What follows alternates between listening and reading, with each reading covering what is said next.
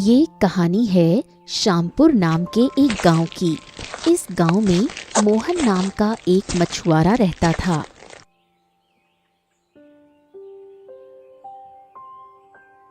वो बेचारा बहुत गरीब था। बड़ी मुश्किल से अपने माता पिता का पालन पोषण कर रहा था। मोहन में एक खास बात थी, उसे सपने सच नजर आते थे। जब भी किसी की मौत होने वाली होती, मोहन को ये बात पहले से पता चल जाती थी।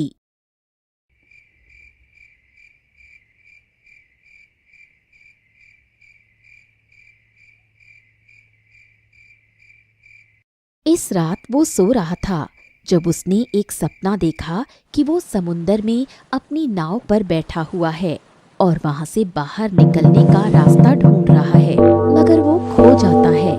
अचानक से तेज तूफान आ जाता है।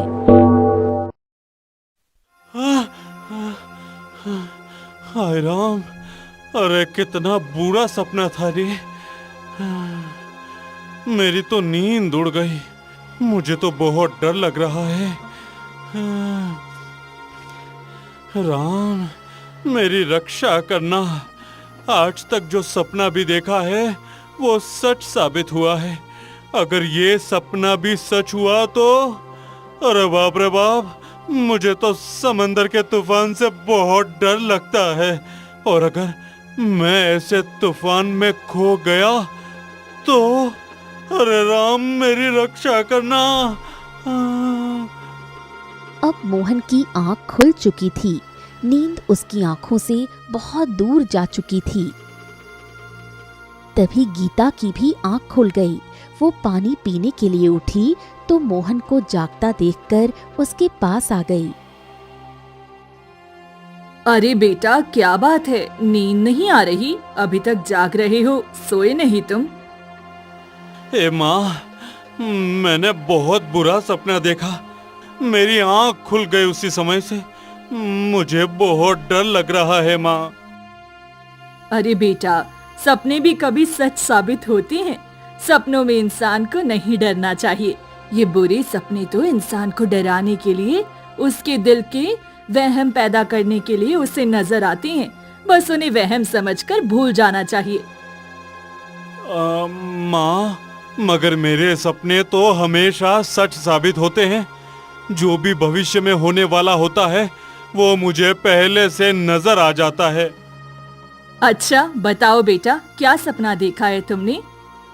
जब मोहन ने गीता को सपना बताया तो वो कहने लगी, बेटा, जब भी तुम्हें लगे कि मौसम खराब है, तूफान आने वाला है, तो इस मौसम में तुम अपनी नाव लेकर नदी पर मत जाना। और अगर जाना पड़े तो भी काली माता के मंत्र पढ़ते रहना। देखना, काली माता तुम्हारी रक्षा करेंगी और तुम्हें कुछ भी नहीं होगा। माँ से बात करके मोहन का मन हल्का हो गया था।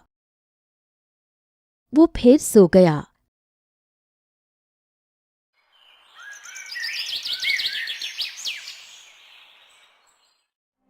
अगले दिन वो उठा, जाल लेकर नदी पर गया।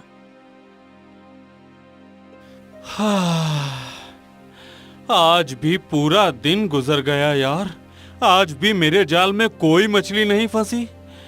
कल भी मैं खाली हाथ घर गया था। अरे क्या जिंदगी है रे मेरी, हैं? क्या सोचा था और क्या मिला मुझे। हमेशा यही सपना देखा था कि बड़ा होकर माता पिता को खुशियां दूंगा। अरे पढ़ लिख कर काबिल बनूंगा। मगर स्कूल भी छोड़ना पड़ा, ये जाल लेकर समंदर आना भी पड़ा, और फायदा फिर भी कुछ नहीं हो रहा। अरे मुझे तो लगता है कि मेरा सारा जीवन ऐसे ही गुजरेगा रे राम, क्या करूं। शाम गुजर चुकी थी। हर तरफ अंधेरा फैल रहा था। तब मोहन निराश और मायूस होकर जाल लेकर वापस आ गया। खैर, अब कल मैं मजदूरी करने के लिए जाऊंगा। कब तक मैं अपने माता पिता को भूखा रख सकता हूँ। अरे उनका भी तो मन चाहता है कि वो भी अपने जीवन में खुशियाँ देखें। अरे मैं कितना बदनसीब बेटा हूँ जो अपने माता पिता की कोई खुशी पूरी नहीं कर सकता। क्या करूं भगवान।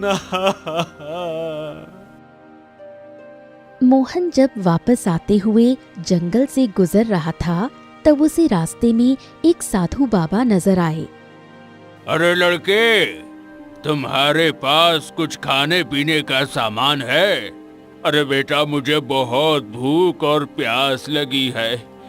अगर तुम्हारे पास कुछ है तो मुझे दे दो बेटा, भगवान तुम्हारा भला करेगा। मोहन साधु बाबा के पास आया। उसके हाथ में एक पानी की बोतल थी तो दूसरे हाथ में थोड़ा सा खाना था जो सुबह उसे माँ ने दिया था और पूरा दिन गुजर जाने के बाद भी उसने खाना नहीं खाया था। मेरे पास तो यही कुछ है बाबा, ये ले लो। अगर इससे आपका गुजारा हो सकता है तो ले लो। अरे बेटा, ये भी बहुत है। तुम्हारा बहुत बहुत धन्यवाद जो तुमने मुझ गरीब बूढ़े की बात सुनकर तुम मेरे पास आए, वरना तो लोग मेरे पास से चुपके से गुजर जाते हैं और कभी किसी ने ये पूछने की जरूरत महसूस नहीं की कि मैं इस जंगल में क्या कर रहा हूँ। बेटा, तेरा बहुत बहुत शुक्रिया। मोहन कुछ भी कहे बिना वहां से वापस जाने लगा जब बूढ़े ने उसे रोक लिया। ए बेटा, तुम मुझे कुछ परेशान लग रहे हो। अपनी शक्ल से सताए हुए भी लग रहे हो। बेटा, क्या हुआ है, मुझे बता सकते हो? मोहन ने सारी बात साधु बाबा को बताई कि वो कैसे अपनी जिंदगी से परेशान है, गरीबी में जिंदगी गुजार रहा है। बेटा, तुम क्या काम करते हो? तुम्हारे परिवार का पालन कैसे हो रहा है? बाबा, मैं एक मछुआरा हूँ। जब जाल में मछलियाँ फंस जाती है तो उस दिन घर वालों के लिए खाना भी ले जाता हूँ और माता पिता की दवा का भी इंतजाम हो जाता है। मगर पिछले कितने दिनों से मेरे जाल में बहुत ही कम मछलियाँ फंस रही हैं। क्या करूँ, बहुत परेशान हूँ। तुम्हें मैं एक काम बताता हूँ। एक ऐसा अमल जिसको करने से तुम्हारी सारी समस्या का उपाय हो जाएगा बेटा। तुम जो चाहोगे हासिल कर सकोगे। तुम्हारे जीवन में बहुत सारी खुशियां आ जाएंगी बेटा। हैं? ऐसा क्या? फिर तो जल्दी से मुझे बताइए साधु बाबा। मैं वो अमल करने के लिए तैयार हूँ। मुझे क्या करना होगा बाबा, बताओ। मैं तुम्हें कुछ मंत्र बताता हूँ। तुम रोजाना शाम के बाद नदी के बीच में जाकर अपनी नाव को रोकना और ये मंत्र पढ़ना। याद रखना, इस दौरान तुम्हें बुरे सपने भी नजर आएंगे। तुम्हें इस अमल से रोकने की कोशिश भी की जाएगी, मगर तुमने इस अमल को खत्म नहीं करना, बल्कि 7 दिन तक इस अमल को करना। ठीक है बेटा? साधु बाबा ने मोहन को अमल का सारा तरीका बताया था। मोहन ने उनकी सारी बातों को याद कर लिया।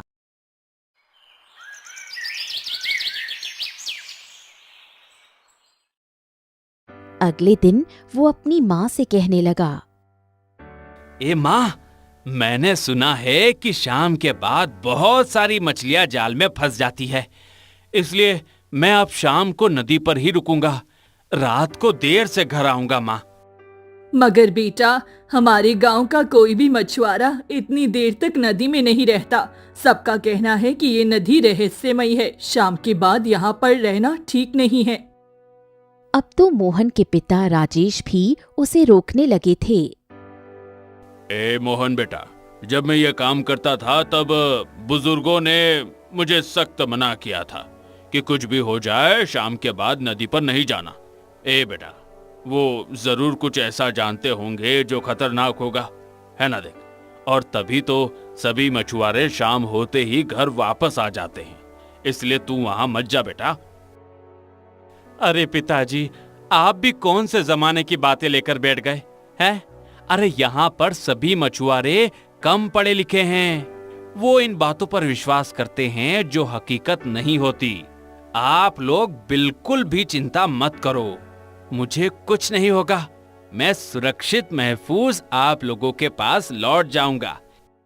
बेटा, अगर तुम जिद कर रहे हो तो ठीक है, मगर एक बात याद रखना, अगर बारिश हो या तूफान आए तो तुमने तुरंत घर वापस आ जाना है। ऐसे मौसम में नदी में रुकना ठीक नहीं है। जानते हो ना कि नदी कितनी गहरी है, कितने ही लोगों की नदी में डूबने से जान चली गई है। मैं नहीं चाहती कि मेरे बेटे के साथ कुछ भी बुरा हो।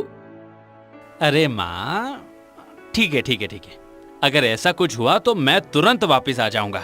ठीक है, अब तो खुश? उस दिन मोहन जब नदी पर गया तो आज उसके जाल में बहुत सारी मछलियां फंस गई थीं। अरे वाह! अरे भाई, आज ही तो मैंने ये अमल करने का इरादा किया और आज ही और आज ही मुझे सफलता मिल गई। अरे अब तो मैं लाजमी ये अमल करूंगा। अगर ये अमल कर लिया तो तब तो मेरा सारा जीवन बदल जाएगा। हाँ भैया।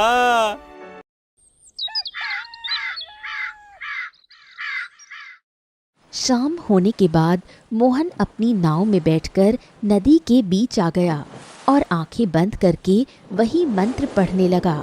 अचानक ही नदी में जैसे तूफान आ गया। अरे भाई, ये क्या हुआ? अचानक से इतना तेज तूफान कैसे आ गया? अरे भाई, इसकी वजह से कहीं मेरी नाव पानी में तो नहीं पलट जाए। नहीं नहीं नहीं नहीं नहीं, नहीं।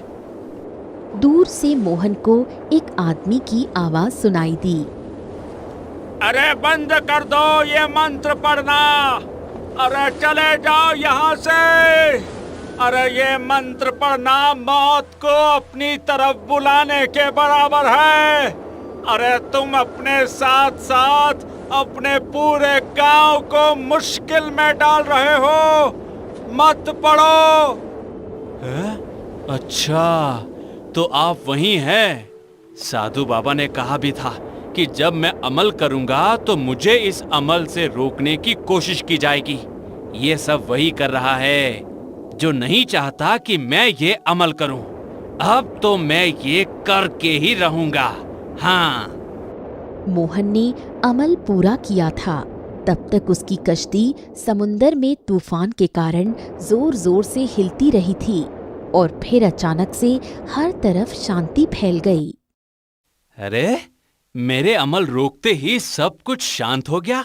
बस अब मुझे विश्वास हो गया है कि मुझे ये सब रोकने के लिए किया जा रहा था।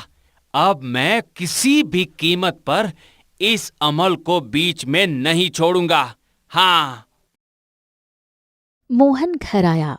कुछ मछलियां माँ को दी और फिर कुछ उसने संभाल कर रख ली थी।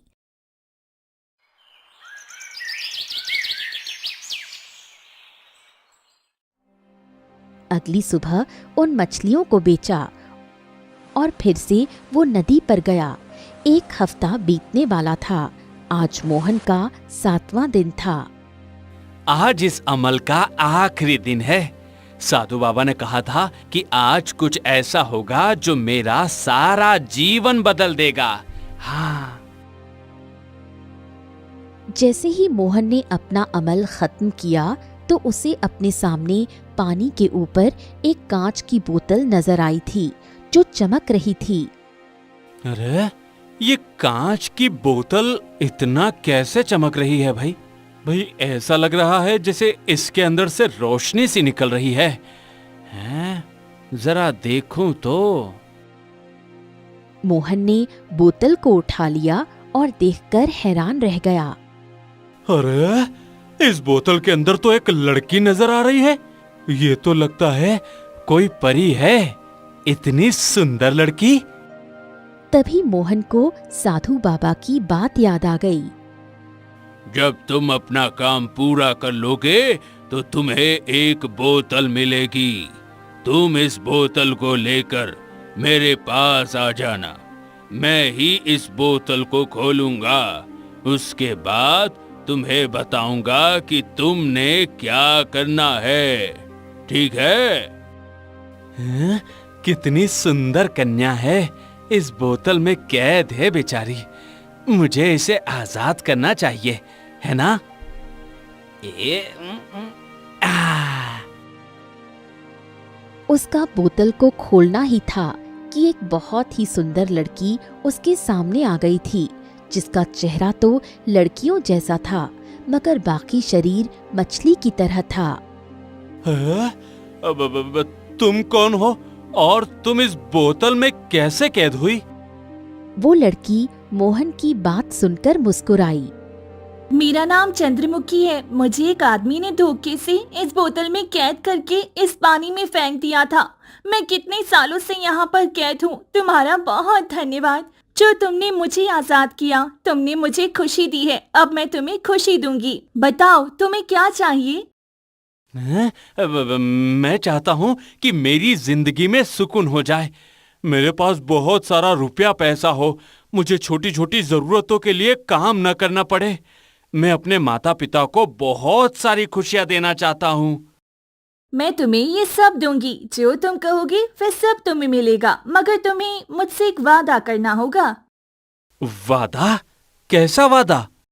तुम मेरे बारे में किसी को कुछ भी नहीं बताओगे, और जब तुम्हारा मकसद पूरा हो जाएगा तब तुम मुझे आजाद कर दोगे। क्या तुम्हें मंजूर है? हाँ हाँ हाँ, मुझे मंजूर है। हाँ। बस अब तुम अपने घर जाओ। जब तुम सुबह उठोगी तो तुम्हें अपनी तकिए के नीचे से बहुत सारे पैसे मिलेंगे। मोहन घर आया तो उसने बोतल को अपने बक्से में रखा था।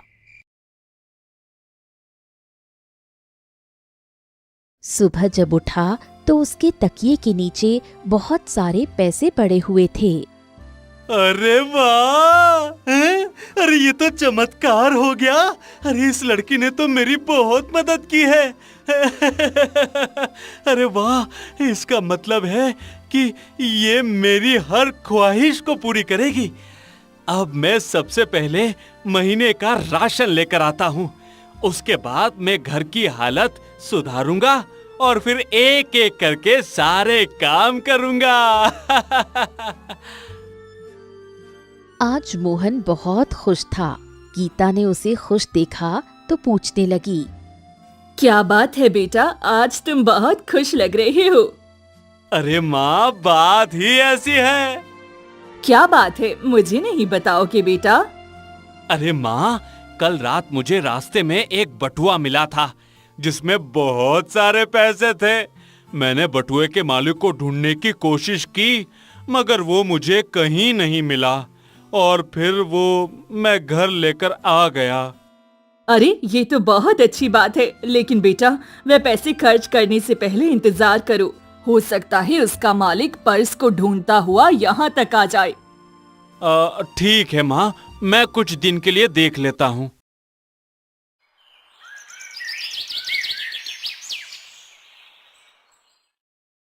कुछ दिन के बाद मोहन कहने लगा, माँ, हमने देख लिया कोई भी आदमी पर्स का मालिक बनकर नहीं आया, इसलिए वो पैसे हमारे हुए, है ना माँ? मोहन ने महीने भर का राशन लिया और फिर बाकी के पैसों से अपनी पसंद की बहुत सारी चीजें लेकर वापस आया तो गांव में आते ही उसे बहुत सारे गांव के लोग रोते हुए नजर आए। अरे क्या हुआ है? आप लोग इतना रो क्यों रहे हैं? अरे बेटा, रामू काका के बेटे का निधन हो गया है, इसलिए बेटा मातम छाया हुआ है।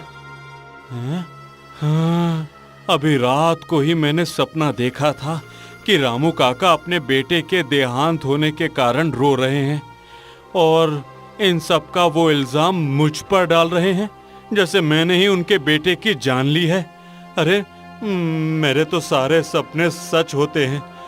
अगर मेरा ये आधा सपना सच हो गया तो क्या बाकी का सपना भी सच साबित होगा? हैं? क्या रामू काका मुझे इल्जाम देंगे कि उनके बेटे की जान मैंने ली है? हैं? आखिर मैं ऐसा क्यों करूंगा भाई? मेरी शंकर के साथ क्या दुश्मनी है? गांव वालों की बात सुनकर मोहन तो हक्का बक्का रह गया था। मोहन सीधा रामू काका के घर गया ताकि वो अपनी सफाई दे सके, मगर रामू काका ने उसे कुछ भी नहीं कहा। ए बेटा, अरे बेटा, अरे मेरा बेटा मुझे छोड़कर चला गया रे मोहन। अरे पता नहीं मेरे बेटे को कौन से दुश्मन ने अरे मुझसे छीन लिया रे बेटा। अरे मेरा बेटा मुझसे दूर कर दिया रे। ए रामू काका, काका, आपके बेटे के साथ क्या हुआ? उसकी मौत कैसे हुई? कल तक तो बिल्कुल ठीक था, फिर उसकी मौत का कारण क्या है बाबा?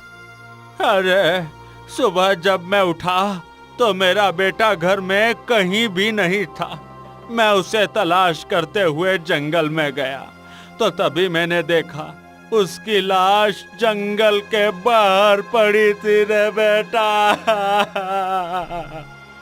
मोहन तो ये सुनकर हैरान रह गया था। हैं? आज तक तो गांव में ऐसा कभी नहीं हुआ। हैं? भगवान करे कि आज के बाद किसी और के साथ ऐसा न हो। भगवान किसी को भी ऐसा दिन न दिखाए भगवान। मोहन के दिन तो बदलने लगे थे। उनके घर की हालत बदल गई थी। घर में रुपया पैसा भी आने लगा था। एक दिन मोहन से गीता कहने लगी, अरे बेटा, तुम कोई काम भी नहीं करते, सारा दिन घर में रहती हो, फिर भी तुम्हारे पास इतने पैसे कहाँ से आ रहे हैं? बेटा मुझे सच सच बताओ, कहीं तुम कोई गलत काम तो नहीं कर रहे? मोहन अपनी माँ की बात सुनकर हंस पड़ा। ए माँ, चिंता मत कर, तुम्हारा बेटा कभी कोई गलत काम नहीं कर सकता। अरे मैंने कुछ भी गलत नहीं किया। जो कर रहा हूँ तुम्हारे अपने और पिताजी के अच्छे भविष्य के लिए कर रहा हूँ, और इसमें कुछ भी गलत नहीं है। बस ये समझो कि ऊपर वाले ने हमारा जीवन बदल दिया है। उसने हमारी किस्मत बदल दी, हमारा वक्त बदल गया माँ। अब हमारे जीवन में सिर्फ खुशियां ही खुशियां होंगी। हाँ। मगर बेटा, फिर भी ये सब आया कहाँ से? इन खुशियों की कीमत तुम किस चीज से चुका रहे हो? क्या कोई खजाना तुम्हारे हाथ लगा है? ए माँ, मैं आपसे वादा करता हूँ कि मैं जल्द से जल्द आपको सब कुछ बता दूंगा, ठीक है? मोहन कमरे में आया तो उसने चंद्रमुखी को अपने पास बुलाया। ए चंद्रमुखी, अरे कहाँ हो तुम? मेरे सामने आओ। तभी चंद्रमुखी मोहन के सामने आ गई थी। जी मालिक, आपने मुझे बुलाया। क्या आपको मुझसे कोई काम है? ये दासी आपकी कैसे सेवा कर सकती है? अरे अब माँ को मुझ पर शक हो गया है। वो मुझसे पूछती है कि इतना पैसा मैं कहाँ से ला रहा हूँ। अरे अब मुझे तुम बताओ कि मुझे क्या करना चाहिए। अरे मालिक, आप कुछ भी उन्हें बोल दें, बस मेरे बारे में उन्हें मत बताइएगा। किसी को भी मेरे बारे में पता नहीं चलना चाहिए। अगर किसी को पता चल गया तो मेरी कोई शक्ति काम नहीं करेगी, फिर मैं आपके किसी काम की नहीं रहूंगी। अरे नहीं नहीं नहीं नहीं चंद्रमुखी, मैं पागल हूँ जो तुम्हारे बारे में किसी को बताऊंगा। अरे मैं तुम्हें नाराज नहीं करना चाहता और तुम्हें खुद से दूर भी नहीं करना चाहता। तुम तो मेरी बहुत अच्छी दोस्त हो जिसने मेरे सारे सपने को पूरा कर दिया है चंद्रमुखी।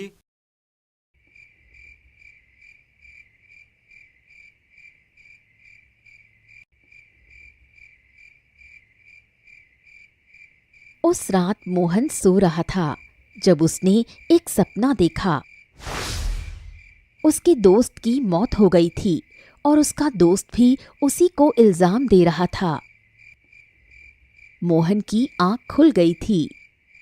अरे ये मुझे इतने अजीब सपने क्यों नजर आ रहे हैं? जब भी किसी की मौत होने वाली होती है तो मैं उसे पहले अपने सपने में देखता हूँ और वो उसका इल्जाम मुझे देते हैं। अरे जैसे उसकी मौत मेरी किसी गलती के कारण हुई है। हे राम, ये सब क्या हो रहा है? हैं? अब तो मेरा दिल घबरा रहा है। आज मैंने अपने सपने में शंकर को देखा है। अगर शंकर को कुछ हो गया तो। पूरी रात मोहन की आंखों आंखों में कट गई।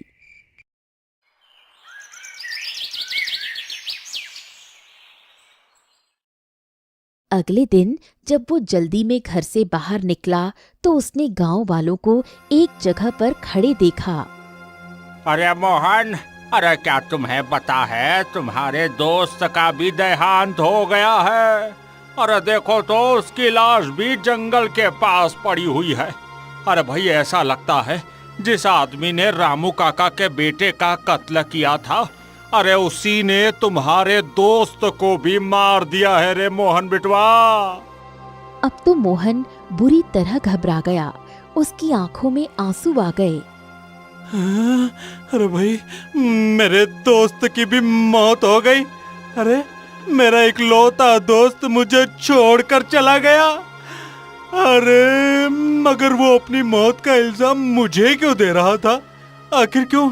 मैंने ऐसा क्या किया है?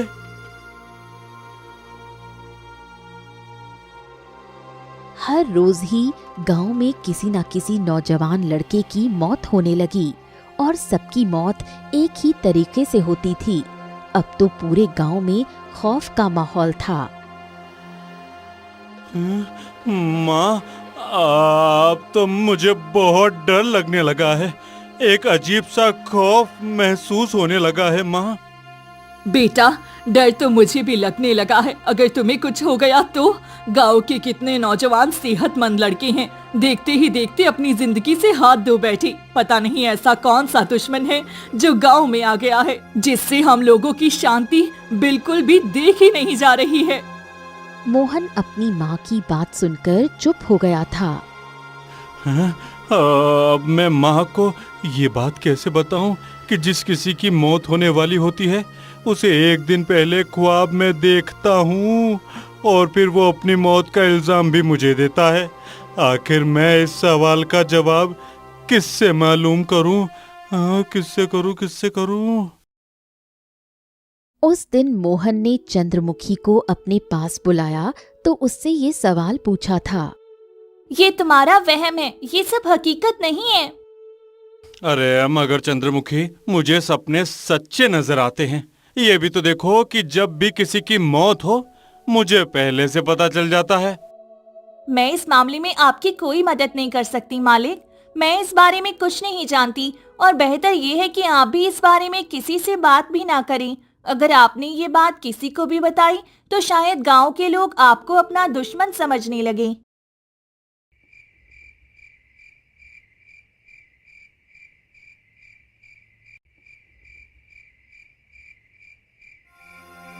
उस दिन जब मोहन ने अपने एक करीबी दोस्त को मौत के मुंह में जाते देखा तो उस दिन वो बहुत रो पड़ा था।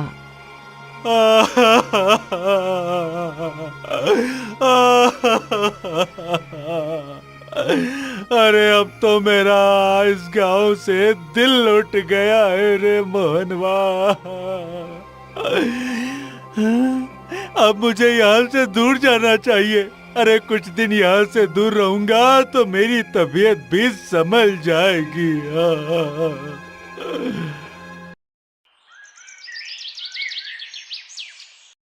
इस तरह मोहन अपने गांव से बहुत दूर निकलकर आ गया था। वो बहुत उदास था, बहुत परेशान था। चलते चलते वो एक दरिया के पास आकर बैठ गया। इस वक्त वो अपने गांव से बहुत ज्यादा फासले पर था। अरे दिल चाह रहा है कि इस दरिया के अंदर छलांग लगाकर अपनी जान दे दूं। अरे ये जो अज़ियत मैं महसूस कर रहा हूँ, अरे इसका तो कोई अंदाजा भी नहीं लगा सकता।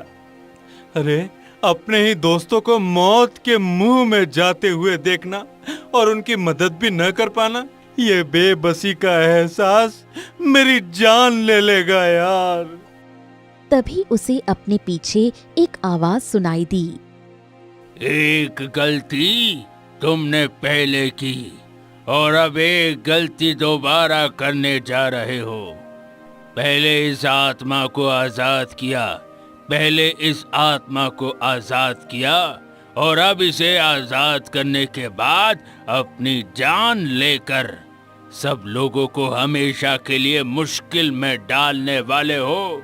हाँ। इस आवाज पर मोहन हैरान परेशान रह गया। उसने पीछे पलटकर देखा तो वहां पर एक साधु बाबा खड़े थे। मोहन उठकर उनके पास आ गया। आप कौन हैं और ये आप किस बारे में बात कर रहे हैं? मैंने कौन सी आत्मा को आजाद कराया है? हाँ? अरे वही आत्मा जिसे तुमने एक अमल करके आजाद किया था, जो एक शीशे की बोतल में कैद थी, और तुमने एक जादूगर के कहने पर उस शीशे की बोतल का ढक्कन खोल दिया और वो आत्मा आजाद हो गई। तुम्हारे गांव में जितनी भी मौतें हो रही है वो उसी आत्मा के कारण हो रही है। अब मोहन का मुंह हैरत से खुला का खुला रह गया। कितनी देर तक वो हैरत से साधु बाबा को देखता रहा। तुम्हें मेरी बातों पर विश्वास नहीं हो रहा लड़के, मगर ये सच है, वो हकीकत है कि वो लड़की एक आत्मा है, एक बुरी आत्मा जो एक जादूगरनी थी, जिसे मैंने उस बोतल में कैद कर दिया था। मगर वो जादूगर जो उसका साथी था, उसने वो बोतल मेरे हाथ से छीन कर उस पिछले कुछ दरिया में फेंक दिया था, ताकि कोई उसे वहां से निकाल ना सके। मैंने बहुत कोशिश की इस बोतल को बाहर निकालने की। फिर मैं ये सोचकर मुतमईन हो गया कि वो आत्मा तो उस बोतल में कैद है, कोई भी जादूगर उसे निकाल नहीं सकेगा। आप क्या कह रहे हैं साधु बाबा? मुझे आपकी कोई बात समझ में नहीं आ रही। अरे मुझे जिस आदमी ने वो अमल बताया था वो तो एक तांत्रिक बाबा थे, जिन्होंने कहा था कि वो मेरी गरीबी को दूर कर देंगे, मेरी मदद करेंगे। और चंद्रमुखी वो तो बहुत अच्छी है, वो किसी की जान कैसे ले सकती है? अच्छा, तो ये बात है।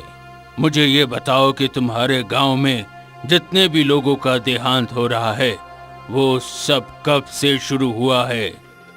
मोहन ने सोचना शुरू कर दिया। फिर जब उसे ये बात याद आई तो वो खामोश हो गया। ये सब उसी दिन से शुरू हुआ है ना बेटा, जिस दिन से तुमने इस चंद्रमुखी को बोतल से निकाला है। हाँ बाबा, ये सब उसी दिन से शुरू हुआ है। मगर मैं ये नहीं जानता था कि वो एक आत्मा है और वो इतनी खतरनाक है जो आजाद होते ही इतने लोगों की जान ले लेगी। मैं तो उसे अपना दोस्त समझ रहा था, जो मुश्किल वक्त में मेरी मदद कर रही थी। अरे अब उस आत्मा को कैद करना बहुत ही मुश्किल है। वो इतनी आसानी से अब बोतल में कैद नहीं होगी। हैं? मैं उसे खत्म करना चाहता हूँ बाबा, उसे दोबारा से कैद करना चाहता हूँ। मैं नहीं चाहता कि मेरी वजह से गांव के लोगों की जिंदगी मुश्किल में रहे। अगर मुझे अपनी जान भी देनी पड़ी तो मैं इससे पीछे नहीं हटूंगा बाबा।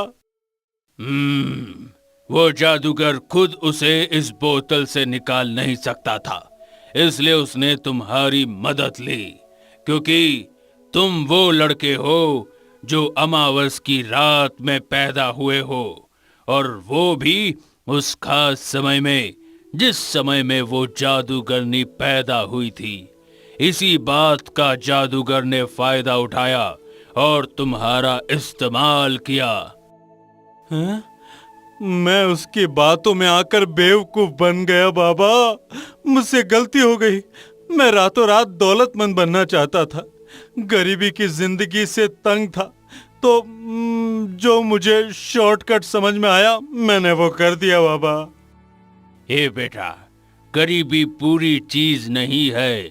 अगर तुम्हें अपनी गरीबी दूर करनी है तो उसे मेहनत से दूर करना चाहिए, न कि इस तरह से अपने साथ साथ दूसरों की जान को मुश्किल में डालकर। अब मैं अपनी सारी गलतियों की वजह से शर्मिंदा हूँ बाबा। मैं इन सबको सुधारना चाहता हूँ। अब मुझे बताइए मैं क्या करूँ? तुम किसी तरह से इस चंद्रमुखी को दोबारा बोतल में कैद कर दो, कुछ इस तरह से कि उसे पता भी न चले, उसे शक भी न हो कि तुम मुझसे मिल चुके हो और उसकी हकीकत जान चुके हो। ये काम मुश्किल तो है मगर नामुमकिन नहीं है। ये काम मैं कर लूंगा बाबा। और जब तुम उसे बोतल में कैद कर लोगे तो तब तुम मेरे पास आ जाना। उसके बाद मैं जानूं और वो आत्मा जाने। मोहन अपने घर वापस आ गया।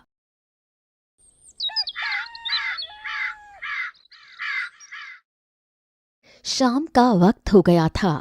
खाना खाने के बाद वो अपने कमरे में आया। उसका जहन बुरी तरह से उलझा हुआ था। कमरे में आने के बाद उसने चंद्रमुखी को बुलाया।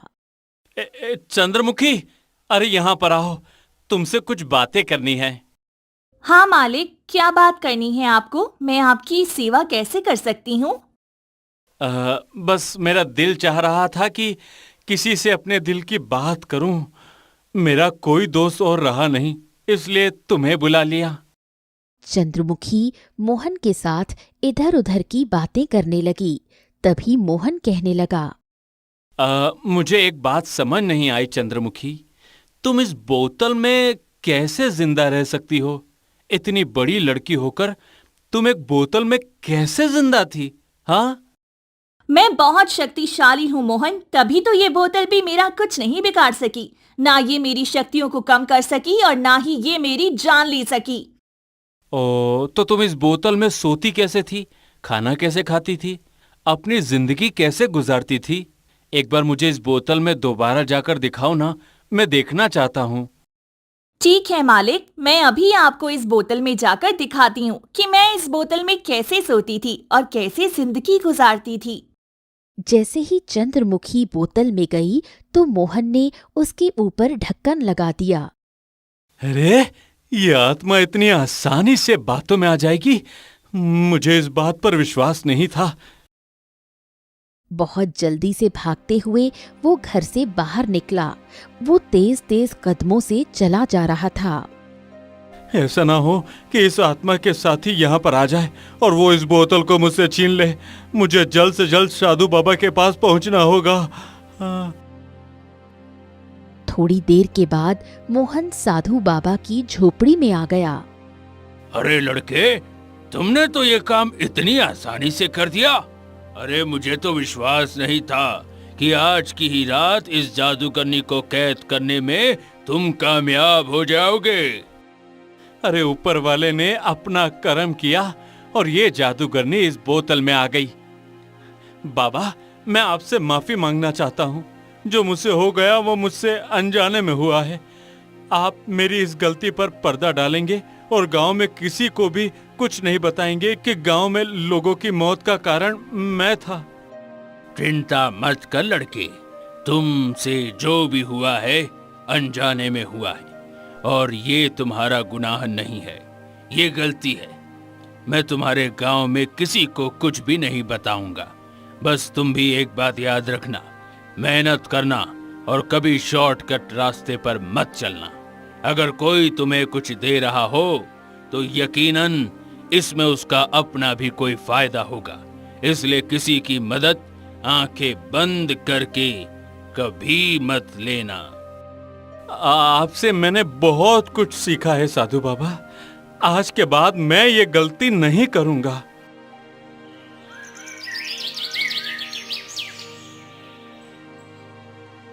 उस दिन के बाद से मोहन बहुत बदल गया था। उसके पास इतने पैसे थे कि वो एक रिक्शा ले सकता था। उसने रिक्शा ले लिया और अपने घर का निजाम चलाने लगा। वो दिन रात मेहनत करता, 2-2 3-3 काम करता। तब जाकर भगवान ने उसे अच्छा जीवन गुजारने के काबिल बनाया था। उसने शादी भी कर ली थी। उसकी पत्नी भी एक बहुत शरीफ और सीधी सादी लड़की थी। भगवान ने मोहन के गुनाह पर पर्दा रखा था। किसी को भी उसकी गलती के बारे में पता नहीं चला था और गांव में मौत का सिलसिला भी खत्म